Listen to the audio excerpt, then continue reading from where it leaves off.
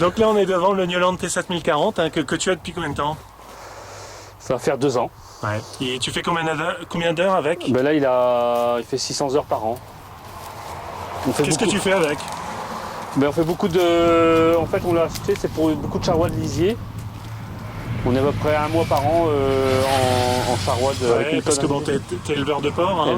Et on a une cuve derrière de... C'est une 3 essieux, 20 000 litres, donc il y a quand même 30 tonnes, on fait 40 tonnes en tout, poids total roulant. D'accord, et tu fais combien de charrois par an? On fait en nombre de... On fait 250 à 300 cuves par an de charrois. Et on a pris un tracteur assez lourd, c'est pour pouvoir, comme on épand les lisiers sur les cultures, sur le blé, donc c'est pour éviter qu'on arrache le blé, quelque chose. Avoir de l'adhérence, que ça gratte pas trop, etc. Voilà. D'accord. Ouais. Et donc tu fais aussi un petit peu de travail du sol? Et en travail du sol, je fais des chômages. Donc avec le Waderstadt Carrier, la 650. Voilà, et puis après c'est de la dent. Ok, le quoi alors?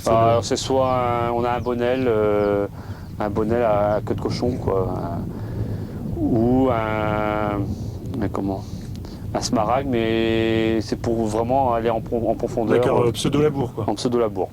Ok. Alors qu'est-ce que tu penses de ce tracteur-là? Ce que j'en pense, c'est que au niveau puissance, il fait bien ses chevaux, quoi. Il remplace quoi en fait? Mais il remplaçait le 160. Le M160? Le M160, mais on a pris un peu plus fort, surtout une carcasse un peu plus forte, pour être plus lourd par rapport à la tonalisier. Ce que je me pose la question, c'est surtout au niveau du charroi, c'est de remettre des voiles fontes ou il existe des poids en fait pour alourdir l'arrière, parce que je trouve qu'il est même il est un peu léger de l'arrière, quoi, pour pouvoir mieux l'équilibrer, surtout avec le carrier au niveau adhérence, pour améliorer son adhérence. Le confort en cabine, est-ce que tu trouves que c'est mieux que sur la série M? Oh, il n'y a pas de comparaison.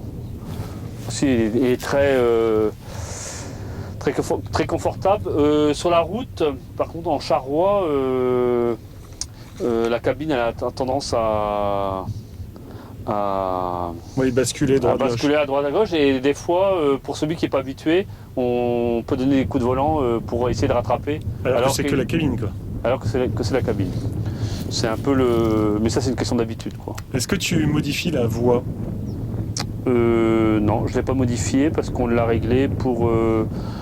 on laboure pour les betteraves et on l'a réglé pour la charrue, quoi. Les pneumatiques, est-ce que tu as quelque chose à dire? Donc ce sont des Michelin, des 620 70 R42 à l'arrière, voilà. Omnibib. Et puis des Omnibib 480 70 R30 à l'avant. Non. Non, ça va, ils résistent bien. Et ils sont adaptés au tracteur, c'est-à-dire qu'ils sont... Parce que si on prend plus large, si on est en traction, ça aurait tendance à moins ancrer. Voilà, et plus de patinage. Donc pour moi, c'est un bon compromis. Ouais. Est-ce que tu as eu des pannes dessus sur le Newland? Pour l'instant,